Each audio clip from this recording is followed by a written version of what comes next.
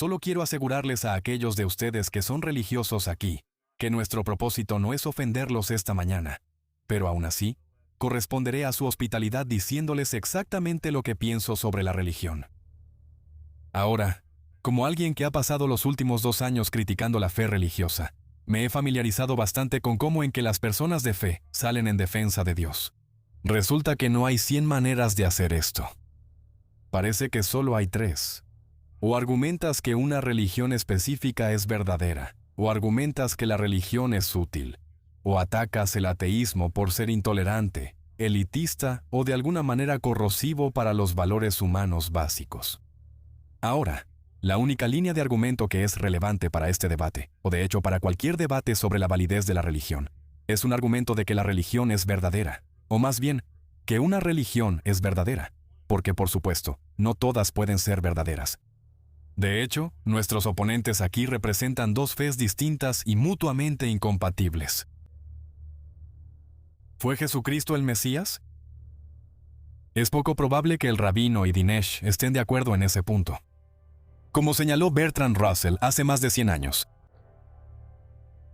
Incluso si supiéramos que una de las religiones de la Tierra es verdadera, perfectamente verdadera, dada la multiplicidad de credos, dada su incompatibilidad mutua, todos los creyentes deberían esperar la condenación simplemente como cuestión de probabilidad.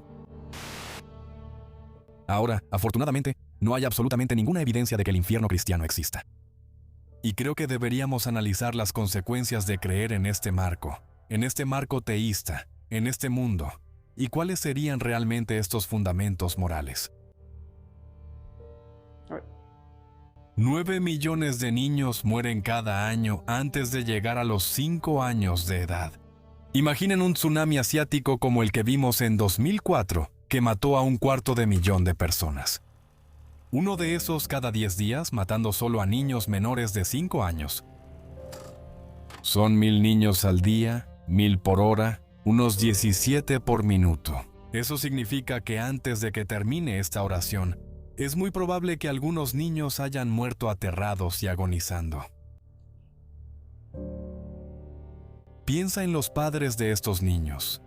Piensa en el hecho de que la mayoría de estos hombres y mujeres creen en Dios y están rezando en este momento para que sus hijos se salven, y sus oraciones no serán respondidas. Pero según el Dr. Craig, todo esto es parte del plan de Dios.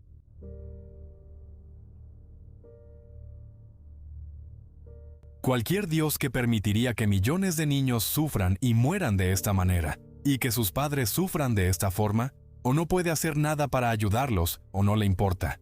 Por lo tanto, es impotente o malvado. Y peor aún, según la opinión del Dr. Craig, la mayoría de estas personas, o al menos muchas de ellas, irán al infierno porque están rezando al Dios equivocado.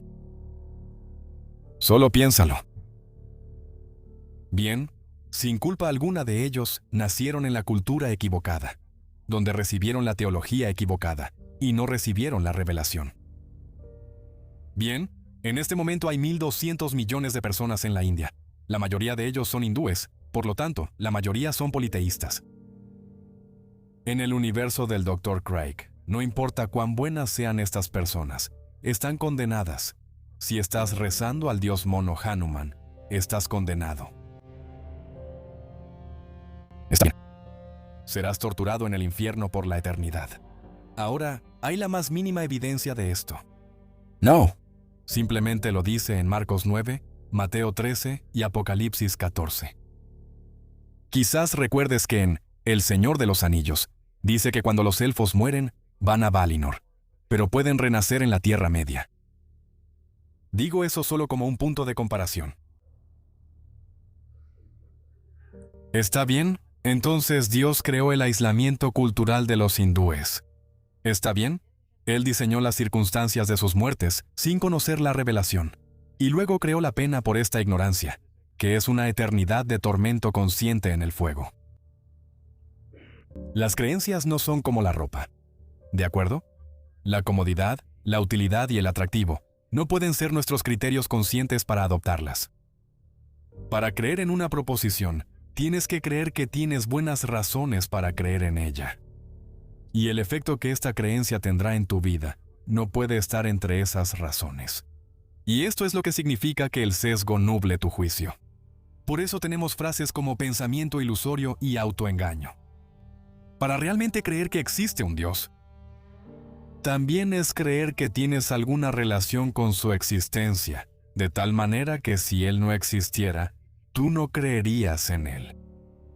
¿Cómo encaja la supuesta utilidad de la religión en este esquema? No encaja. Así que volvamos a esta cuestión de la verdad. Es muy común que la gente diga que no hay conflicto entre la religión y la ciencia porque se relacionan con temas diferentes. Bien, esto es una mentira. La religión y la ciencia hacen afirmaciones sobre la manera en que es el mundo. Hacen afirmaciones incompatibles sobre la misma realidad. Y hacen estas afirmaciones basándose en estándares de evidencia y modos de argumentar muy diferentes. Debería ser bastante claro que existe un conflicto total entre exigir buenas pruebas para lo que crees y estar satisfecho con malas pruebas o sin pruebas. Así que la religión y la ciencia están en conflicto porque no hay manera de separar las pretensiones de verdad religiosas y científicas. La afirmación de que Jesús nació de una virgen, por ejemplo, es una afirmación central del cristianismo. También es una afirmación sobre biología. La afirmación de que Él resucitó de entre los muertos y que regresará a la tierra es una afirmación sobre la historia. Es una afirmación sobre la supervivencia humana después de la muerte. Es una afirmación, aparentemente, sobre el vuelo humano sin la ayuda de la tecnología. Judíos, cristianos y musulmanes, aunque discrepan en muchas cosas, todos están de acuerdo en que en el día del juicio, toda persona que haya vivido será resucitada físicamente. ¿Exactamente qué leyes científicas viola esto? Uno se siente tentado a decir que todas. Si las afirmaciones básicas de la religión son ciertas, la ciencia está completamente ciega ante esta realidad subyacente. Y las leyes de la naturaleza son tan susceptibles al espíritu, a la modificación sobrenatural, que hacen que todo el proyecto científico sea ridícula. Sí, por otro lado, las afirmaciones básicas de la religión son falsas. La mayoría de las personas en este planeta están profundamente confundidas sobre la naturaleza de la realidad y acosadas por esperanzas y temores bastante irracionales. Y muchas personas simplemente están desperdiciando sus vidas y difundiendo falsas creencias, a menudo con resultados trágicos. Me parece que ninguna persona pensante puede mantenerse indiferente ante esta dicotomía. Ahora, a menudo se imagina que los no creyentes como yo debemos estar en principio cerrados a la vida espiritual. Esto no es cierto. Oye, sí puedes tener una vida espiritual y ética profunda sin mentirte a ti mismo o a tus hijos sobre la naturaleza de la realidad, sin fingir saber cosas que no sabes. No hay nada que impida que un no creyente experimente éxtasis, amor que trasciende el yo, arrobamiento y asombro. De hecho, no hay nada que impida que un no creyente entre a una cueva y practique la meditación durante un año como un verdadero místico.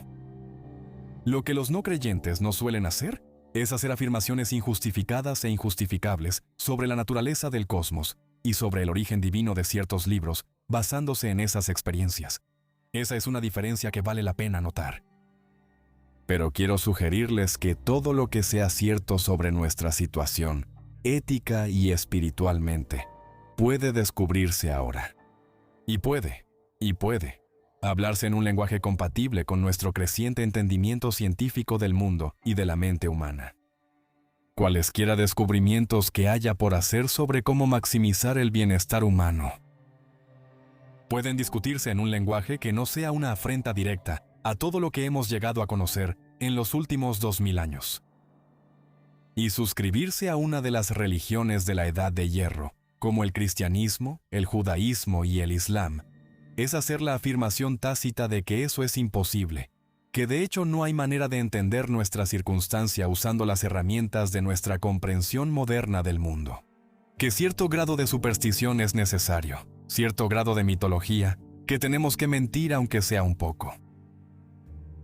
El punto es que solo podemos poner nuestra confianza en la conversación humana. Y la pregunta es, ¿quieres ponerla en una conversación del siglo XXI, donde tenemos toda la literatura y el conocimiento del mundo disponibles para nosotros? ¿O quieres ponerla en una conversación del primer siglo? ¿O en una conversación del siglo VII, como se conserva en uno de nuestros libros sagrados? Y por favor, nota el doble estándar que personas como el Dr. Craig usan para exonerar a Dios de todo este mal. Bien, se nos dice que Dios es amoroso, bondadoso, justo e intrínsecamente bueno. Pero cuando alguien como yo señala la evidencia bastante obvia y convincente de que Dios es cruel e injusto, porque Él provoca sufrimiento en personas inocentes en una magnitud y escala que avergonzaría al psicópata más ambicioso, ¿de acuerdo? Se nos dice que Dios es misterioso. Está bien, ¿quién puede entender la voluntad de Dios? Está bien.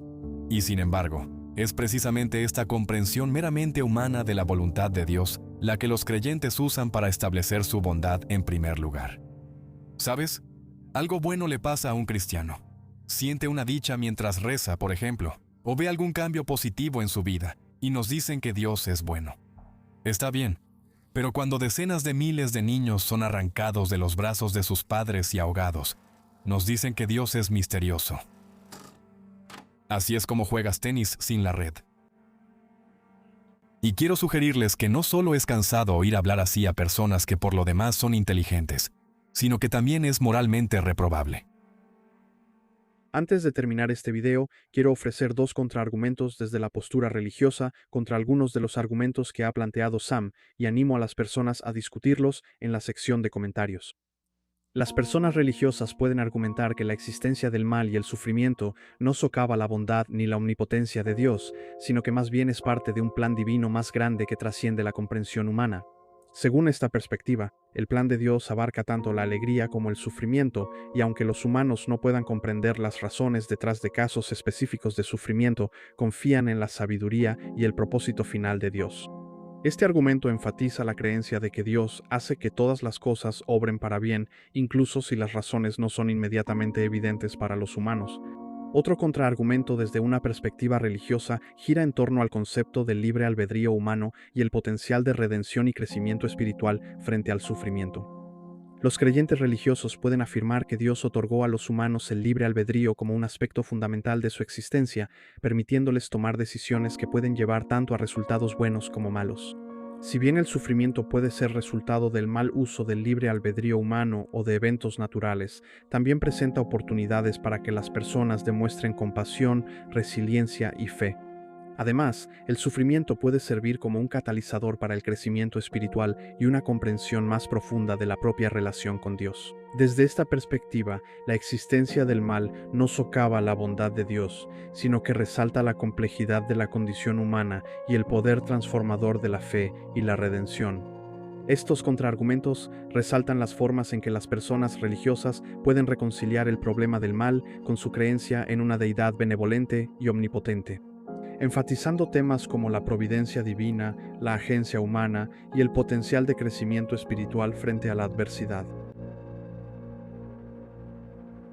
Si quieres apoyar este canal en la promoción de la ciencia, el pensamiento crítico, el humanismo y una visión secular del mundo, puedes hacerlo haciendo una donación en nuestro canal de Patreon. Muchas gracias por ver y espero que tengas un día maravilloso.